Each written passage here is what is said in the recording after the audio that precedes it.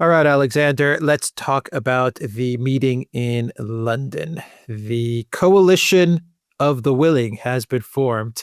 Alexander, interesting name that Starmer chose, the Coalition of the Willing. It was it was a war summit. It was not a peace summit. It was a war summit. It's basically the Europeans saying that they want the war to continue, but they do not know how they will pull it off without the United States. That's pretty much what the summit was about. And so the plan is that they're going to present another plan to the Trump administration, at least Macron and Starmer. Other countries that participated are not so hot on the idea of escalating with Russia, even though they talk a big game. For example, Poland, they are saying that they're not going to contribute troops to the plans of Starmer. But all in all, I think you have a very muddled and confused picture coming out of London from this meeting of European leaders, of which the Baltic nations were not invited. You have Starmer talking about boots on the ground and fighter jets in the air and ships in the sea and stuff like this. You have Macron talking about hundreds and hundreds of billions of euros being dedicated to Project Ukraine, putting another plan together to present to Trump. You have Ursula talking about military spending and turning Ukraine into a porcupine, a defense porcupine. And then you have other countries who are just not so into this.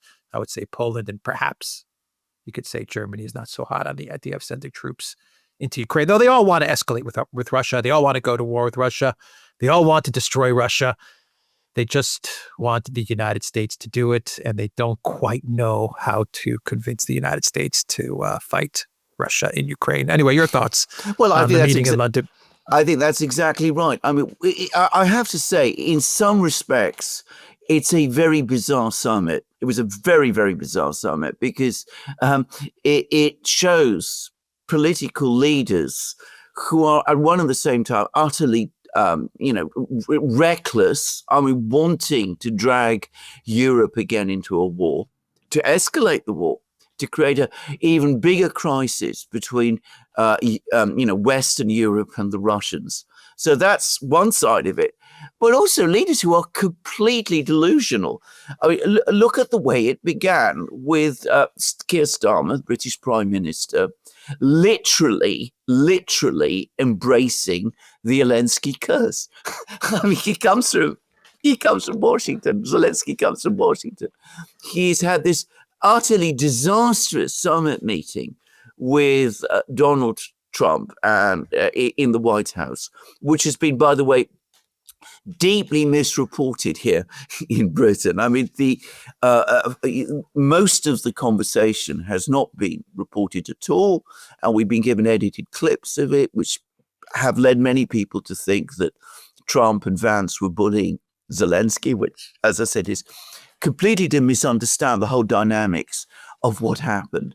But anyway, somebody who is now obviously damaged goods, to put it mildly, with the Americans, who are the absolute dominant, overwhelming stakeholders in this whole thing. And here we have the Prime Minister of Britain. He comes along and he hugs this man. We see, as I said, what happens to people who get too close to Zelensky. All you need to do is to follow the elections, the pattern of the elections across Europe and indeed the United States, and see what happens to people who become too close to Zelensky and to the Ukrainian cause. But that's what Starmer elects to do. And then they call together this summit meeting, which is happening in London, which has roughly the same cast of characters as the summit meeting that Macron called in Paris 2 weeks ago. And they come up with exactly the same plan: send troops to Ukraine and get the Americans to provide a military guarantee that if those troops get into trouble, the United States will start World War III and go to war with Russia. Something which the Americans have absolutely clearly said they will not do. So we have a situation where the Europeans are saying that they want to send troops to Ukraine. They're talking again about a ceasefire. The Russians have emphatically said that they're not in the business of negotiating ceasefires, and they're not prepared to accept troops in Ukraine. So that puts the Europeans on a collision course with the Russians. And the Europeans also say that they want an American backstop, American security guarantees, promises from the Americans that they will come to their rescue when they get into trouble with the Russians. And the Americans have made it absolutely clear that they do not want to give any of those things and will not give any of those things. And the Russians can't stand Zelensky. The Americans now are furious with Zelensky. So we see these European leaders, they're going straight into collision with the two most powerful countries in Europe, both the United States and Russia. They seem to be intent on picking a fight with both. I mean, it's very bizarre. It's very, very reckless. And they're going to presumably try to do all over again what Macron and Starmer failed to do last week. They're going to go to Washington at some point, try to persuade the Americans again to give this backstop. I don't myself see the Americans changing their position here. I think the Americans are also very, very angry. And I think the Americans have worked out what the Europeans are about.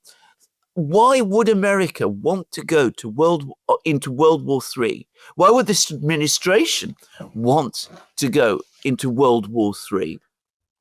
In order to enable the Europeans to live out their neocon dreams. And you're absolutely right to single out the expression coalition of the willing. Where did we hear that used before? It was used by Bush and Blair at the time of their invasion of Iraq. It is neocon language. And one would have thought that that experience would be reason enough to avoid using that term. And here we see Starmer comes up with it all over again. Yeah, so Starmer put out a statement after the meeting, and he basically talked about all of the things that Russia will never go for. And he also talked about all of the things that really the United States doesn't have an interest in either, or at least the United States knows is not up for negotiation.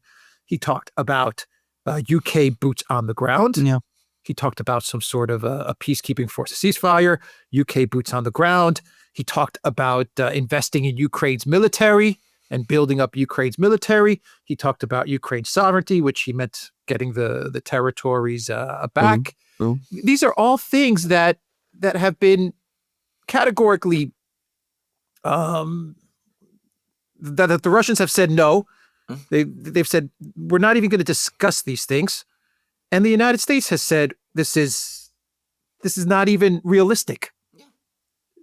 Why does Starmer harp on these issues? I mean, what's his goal here? If all the parties that are currently negotiating, or at least the two parties that are negotiating, the United States and Russia, because Ukraine doesn't want to negotiate, if they've said that all of these points that Starmer has brought up are just not even part of the discussion, why does he insist on making it part of the discussion?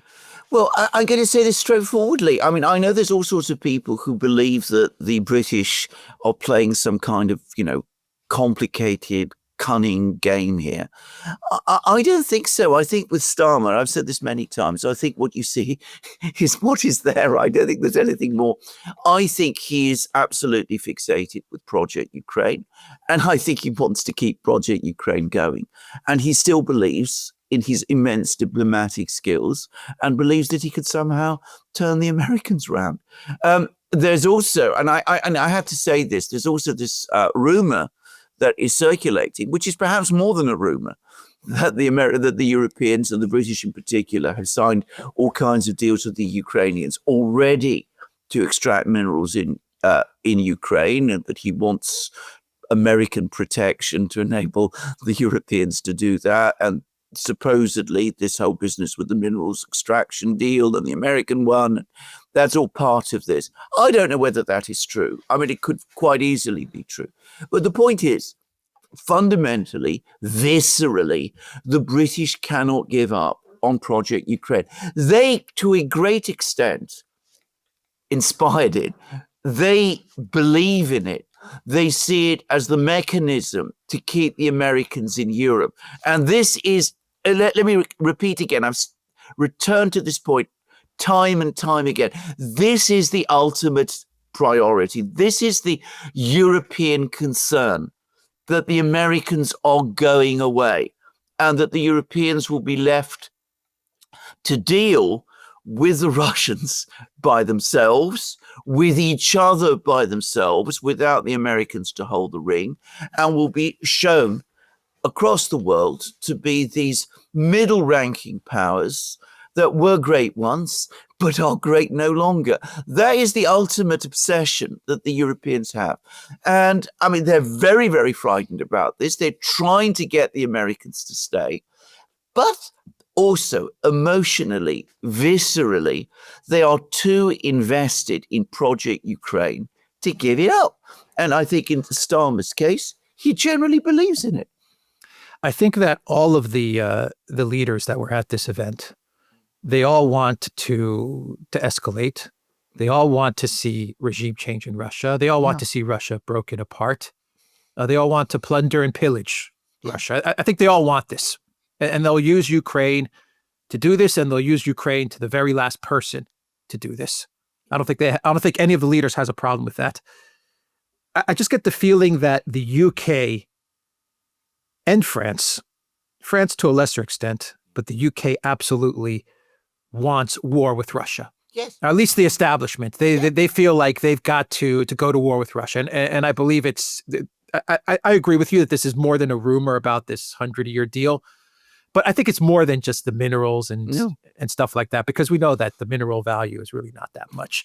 I think this goes back to this UK aristocrat establishment desire, obsession to control Odessa, to control Crimea, to have a presence in the Black Sea. I think this goes back 100, 200 years. You know better than I do. But that's just my sense of things. So for me, I feel like the UK establishment, the UK aristocracy, they have this sense that, you know what, we need to fight Russia. We need to get in the ring with them and get this over with. Yes. The UK against Russia, duking it out, finally ending this 200-300 year obsession that we have. But let's have the US do the fighting for us. So, okay, one quick. I just want to add one more quick thing before you talk about this. I just want to say that I feel that the EU wants the same. Yeah. But, I mean, they want to destroy Russia, but Ursula and the EU's aims are more tilted towards a slush fund for defense spending. And of course, the Euro bonds and stuff like that. I think that's where they would like to, or at least that's where they see the silver lining to this disaster is Euro bonds, more centralization. And they can do that in the form of a military spending slush fund. So I just want to say that they all agree. They're all in agreement. Destroy Russia, regime change Putin, balkanize the country. But the UK really wants to fight the Russians, while Ursula is saying, yes, we want to fight the Russians, but you know what? Let's create these slush funds and let's get some more money into Brussels and let's get the Eurobonds going and stuff like that. I just think there's a slight difference there in their objectives. I think that's absolutely true. I mean, there is a difference in objectives, but there's a unity for the moment, at least, on tactics, and that's the thing to understand about this. Now, about the British having an absolutely unhealthy, morbid fixation with Russia, that is absolutely true. It goes back hundreds of years, as we've discussed. I'm going through a huge book by a Harvard professor, Professor Grierson, who discussed all this back in the 1940s. And even then he was concerned about it. So absolutely, there is this British obsession with Russia. It is, I mean, if you came to Britain, I mean, the way it dominates the media here, the media landscape, and how no real dissent to it is allowed, it's really quite troubling. I mean, anyway, I won't go into this, but I think you're absolutely right. But let's talk about the fact that they do agree on the tactics. They both want war, or at least the destruction of Russia. Regime change there, the overthrow of Putin, going into Russia, seizing the resources, putting, if not Navalny, who's of course dead now, someone like him in charge of whatever there is, or perhaps even breaking the place up completely. Absolutely. All of them are agreed about this. This is fundamentally what all of them want.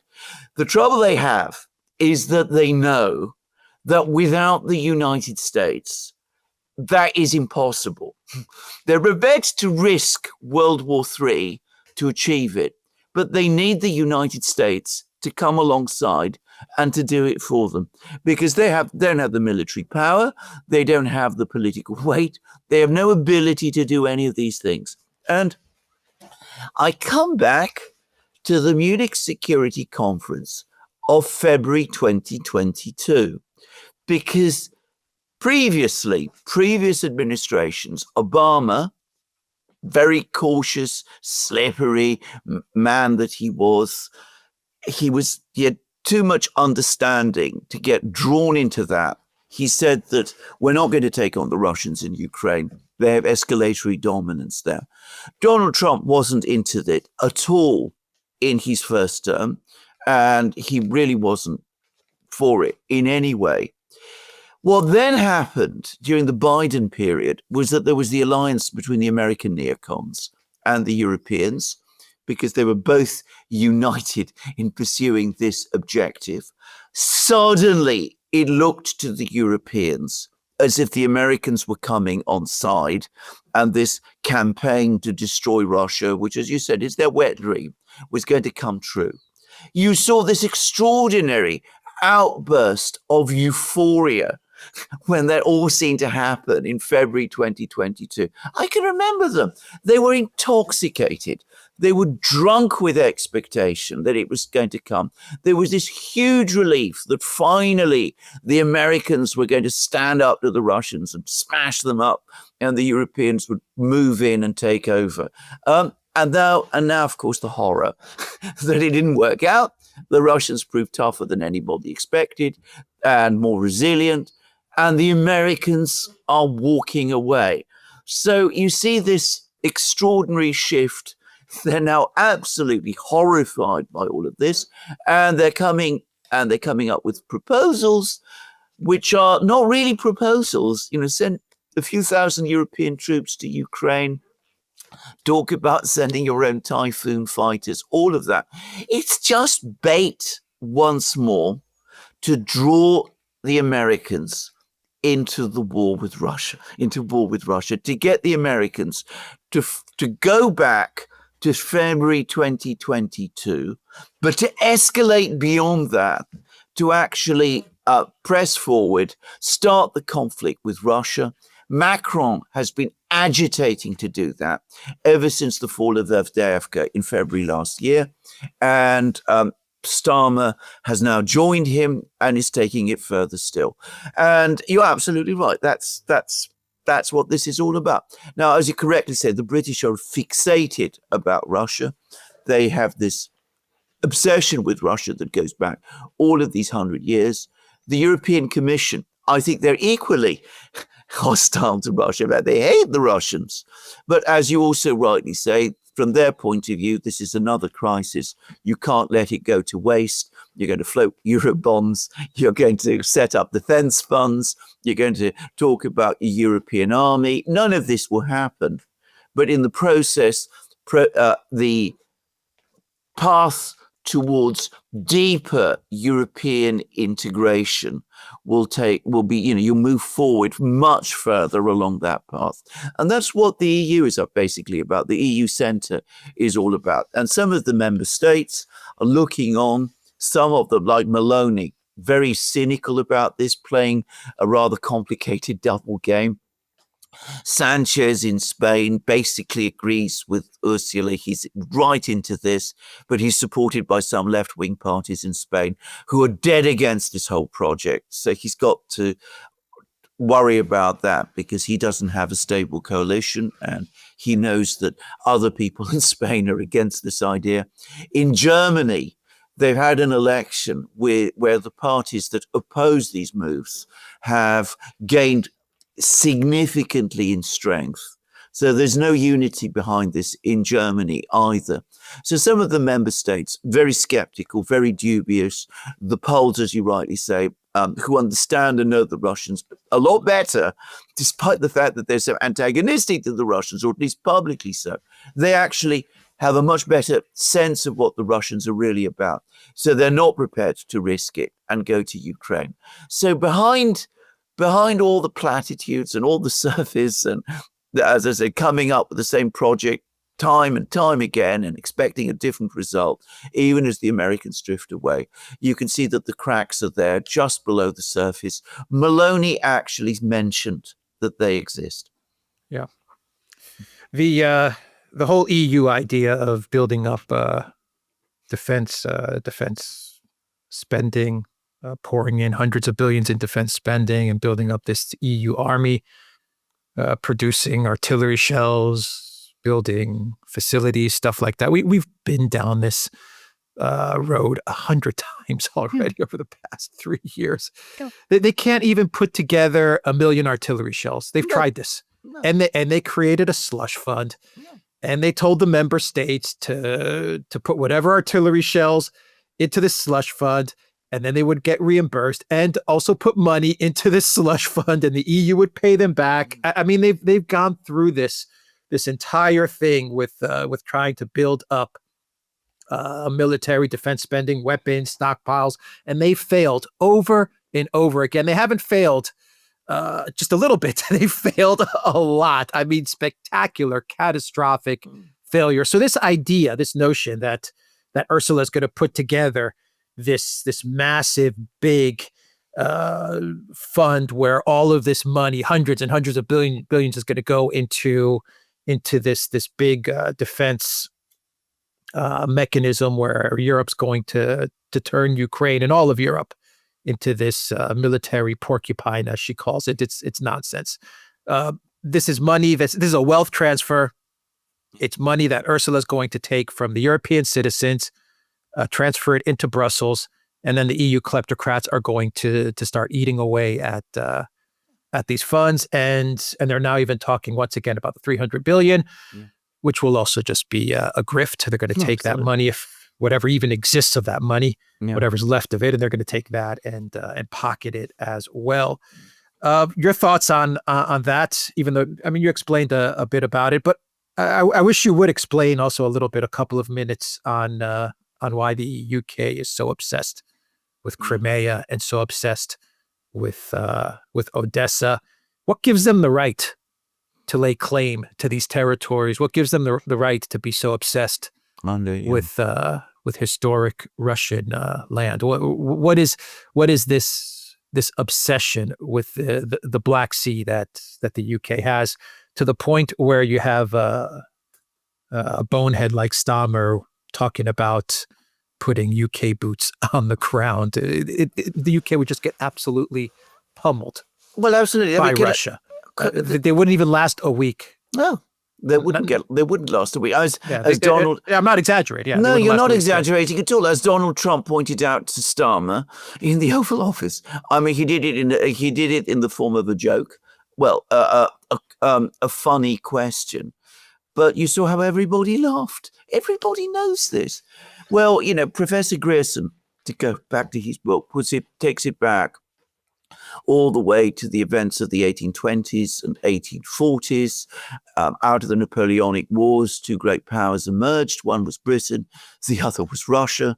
A whole literature was created in Britain, much of it based on Russian documents, which is fabricated. This is all the old story. The words are old. It wasn't old then, but of course it's the original story about Russia wanting to take over Europe. Most of the myths about Russia that we hear about today, there's this tyrannical autocracy, this miserable and horrible place. It all originates in that time, miserable and horrible, and at the same time unbelievably aggressive and incompetent and all of that. So it has got hardwired into the British system ever since then. And the key thing to understand about this issue for the British in the early 19th century is that it was all about the Black Sea. It was about the Russians advancing on Constantinople and taking over Constantinople, something which, by the way, they briefly had plans to do in the 18th century, but then they dropped them. So, I mean, it was not actually, by that time, even a Russian objective any longer, but that the Russians would take over Constantinople, that they'd break the Ottoman Empire.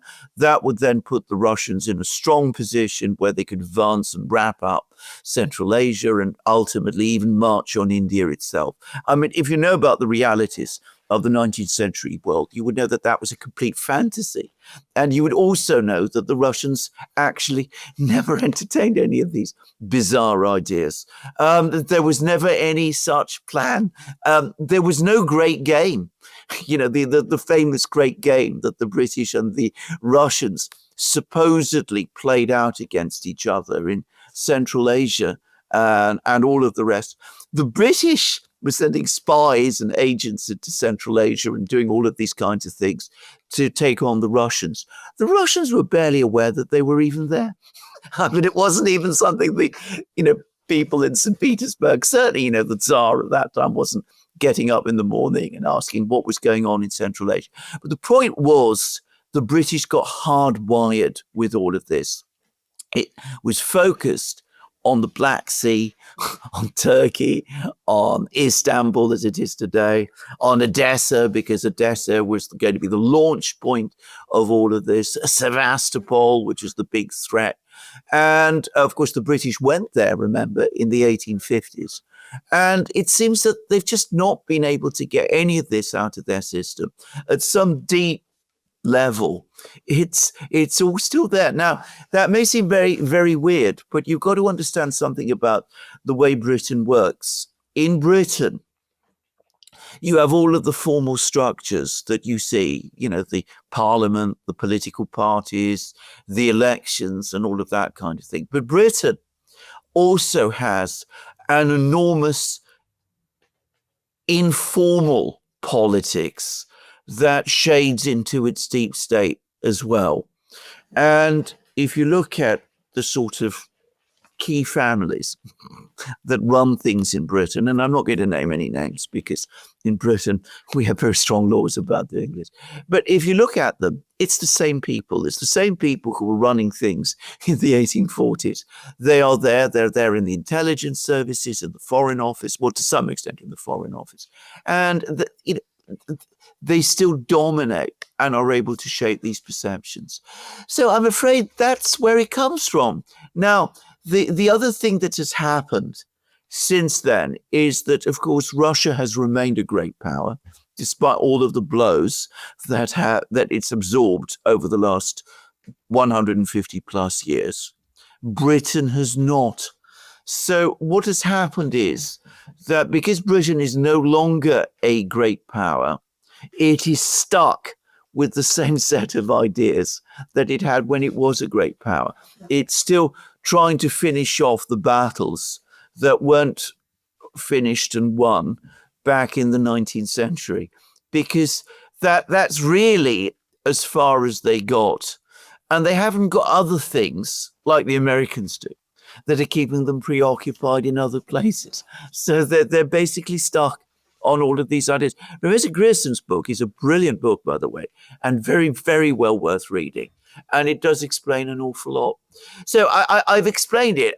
There's no rational explanation behind all of this. There's no threat to Britain from Russia. The Russians have never invaded Britain. They've never sought to go to war with Britain, to the extent that either country has sought to conduct wars against the other. It is always the British who want to come after the Russians. It was the British who invaded Russia in 1854 during the Crimean War. It was the British who sent an expeditionary force to Russia during the Russian Civil War after the Russian Revolution. It's always that way around. So there's no actual threat to Britain from Russia. The Russians have a high opinion of British culture, you know, Shakespeare, Sherlock Holmes, all of that. The British, however, are stuck where they are, and they can't move on because it's the empire that was, and that empire simply will not die. So they're following the old policies of the empire, and they can't let go of them. Now, I mean, you can also find all kinds of other things, ideas about mineral wealth. The British were heavily invested in the Russian oil industry through BP and all of that. But I think there's always this visceral obsession that is always there just under the surface. And whenever there's a crisis or an opportunity, it comes bubbling up to the surface. Now, what was the other thing that you were asking me about? I just mentioned the EU, the slush fund, and how they've gone at this building artillery shells and building up a military. They've tried this in the past 3 years over and over again to no avail. I have been going through EU plans to achieve great things since the early 1990s, when I first started when the EU started to become the EU. It stopped being the European Economic Community and it became the EU, morphed into the EU. And, I can remember plan after plan to do this and that. The EU, if you look to the plans of the early 1990s, they were supposed to have the most productive economy in the world. Productivity in the EU was going to be the highest anywhere. They were going to be the economic colossus. You can go back, you can find all of those plans from before. Then there was another plan about 20 years ago that they were going to be the leaders by, I think it was 2025 actually. They were going to be the leaders in digital technologies, the absolute leaders in all of these things. They were going to have huge industrial programs. They were going to have all of these things come together.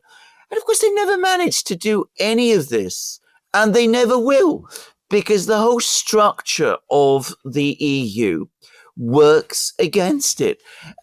Let's be straightforward. I mean, if you are going to start setting up big industrial projects, industrial processes across the EU, rebuilding factories, employing workers to work in those sort of factories, building up an engineering and management class to operate those factories.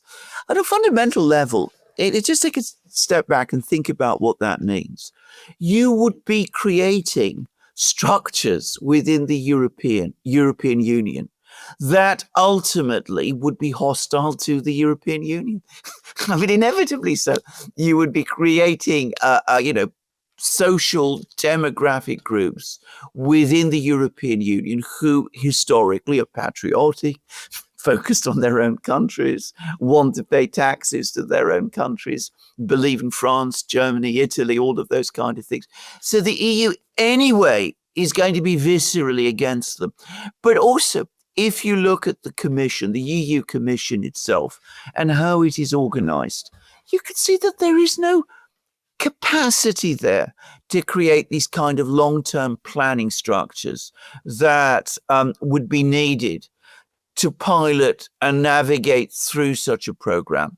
Once upon a time, Germany could do it, France could do it, Italy could do it, Britain could do it, but they cannot do that anymore. And the whole economic and political structure in Europe, which has been intentionally created over the last 50 years, works against it. Yeah. What money, what energy, with what energy? With what energy? With what, yeah. I mean, with what leadership? With what leadership? With what leadership? Who's going to plan this? I mean, we come back to this. I mean, the Europeans have talked incessantly about creating their own social media platforms. There's been project and plan to do this one after another. It never happens. It cannot. I mean, anything, if you're looking at Germany, as has been pointed out by many, many people, including in Germany itself, Germany, in technological terms, compared to other countries, has been going backwards. I mean, it used to be a leader in aerospace, in rocketry, as we all remember, in advanced computers, some of the first computers in the world were created in Germany in the 1930s and 1940s. Just saying, radio electronics, you name it. The Germans are nowhere in any of these things today. I mean, they basically reduced to the car industry. And the car industry is also falling behind now. So, I mean, there is no capacity to do any of this. There's no energy, as you said. The energy is all about green energy. That's the great plan at the moment. We've seen that it's not really working. But the point is, anyway, it's not even really about achieving these things. The European Union is all about process.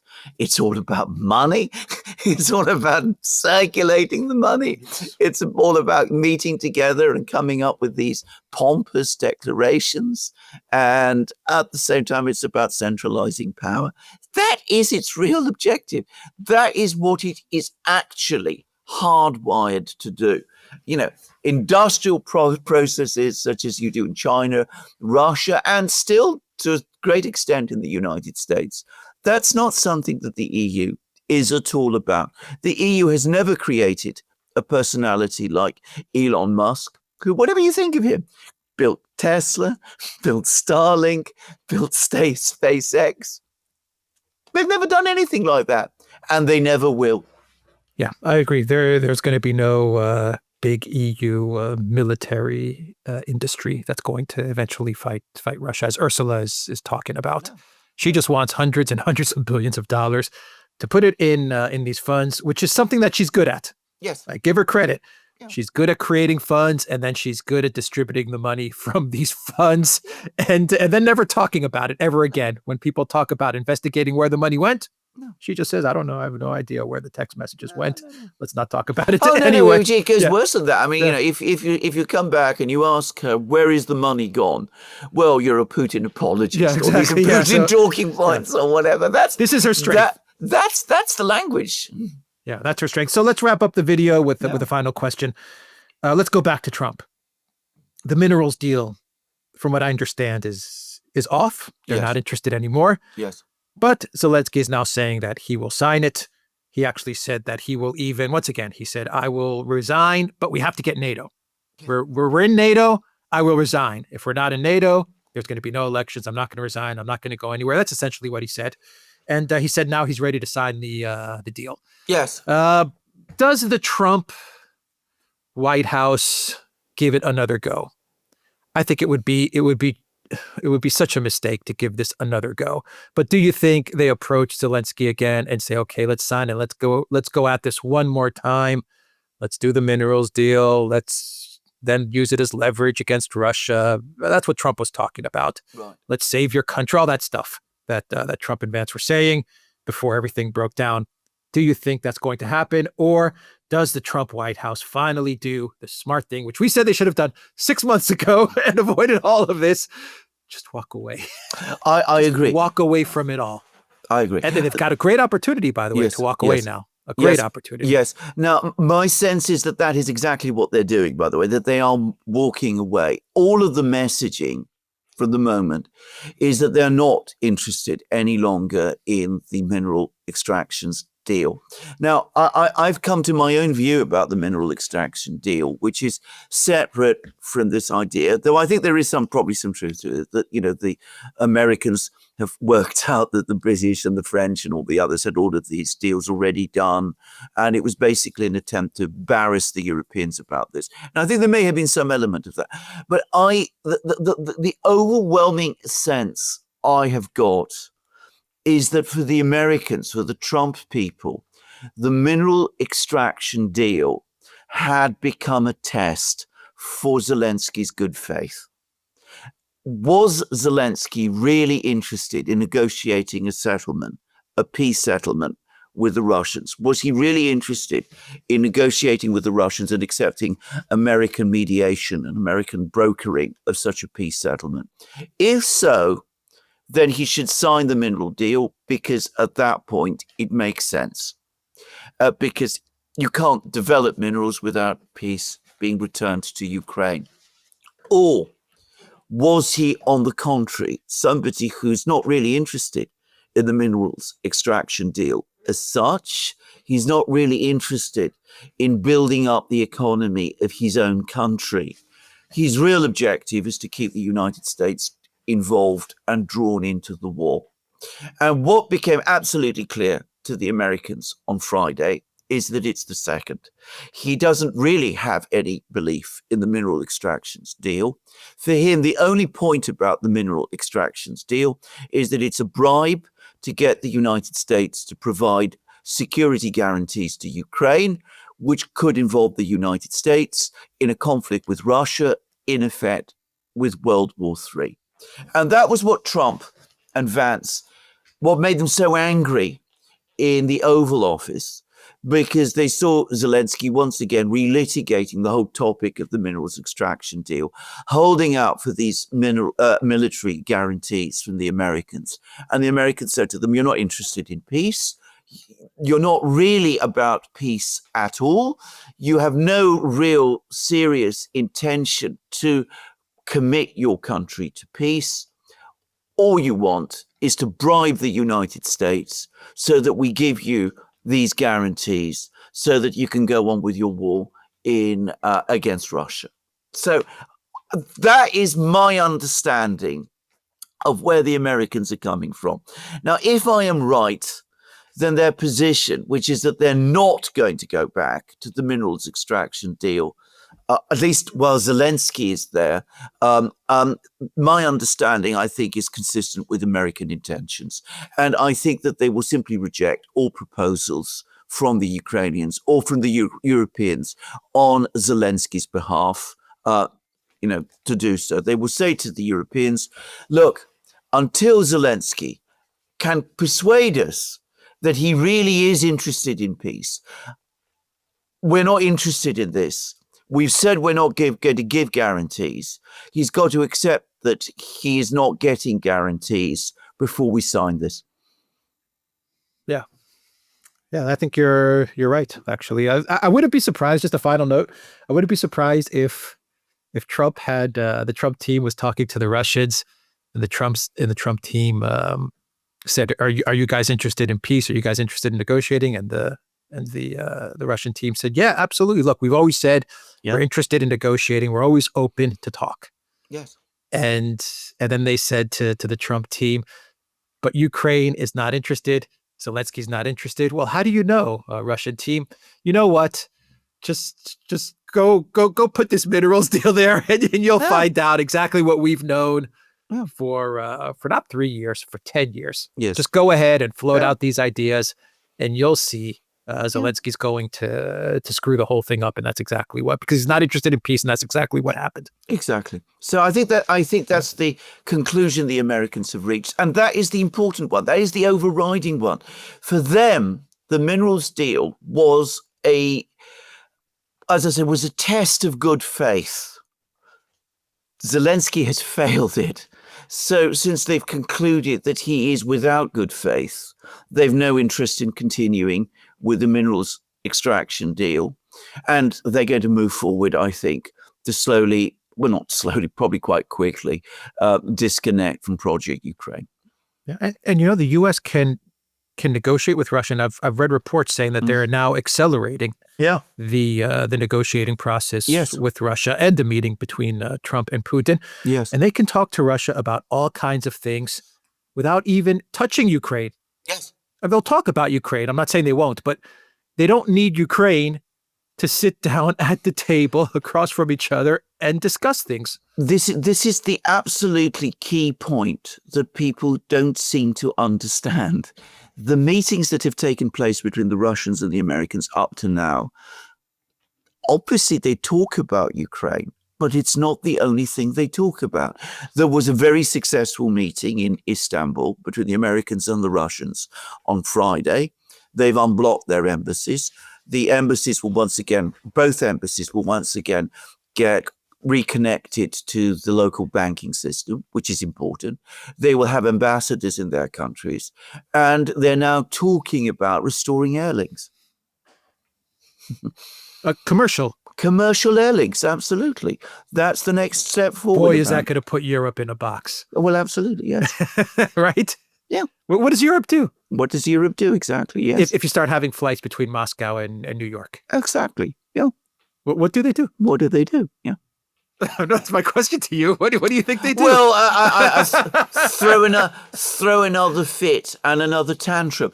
But what do the airlines say though? well, to the airlines leaders? will be absolutely furious. They'll be saying, "Why are we being, crushed in this way, so that Starmer, Ursula, Merz, and Macron can strike a pose?" Because that's what it is now.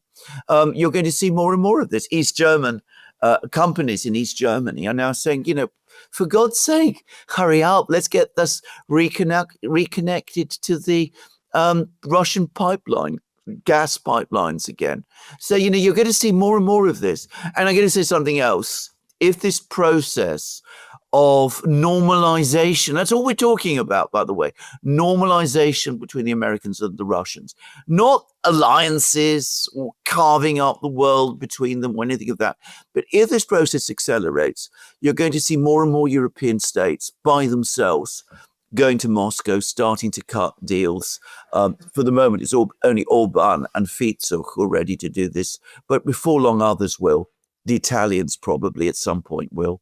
I mean, I could quite easily imagine Meloni doing it at some point, and we'll start to see the whole thing begin to crack. So it's not a sustainable position that the Europeans are taking. But of course, in the meantime, they will throw a tantrum when airline links, if they are restored. I mean, it hasn't been agreed yet.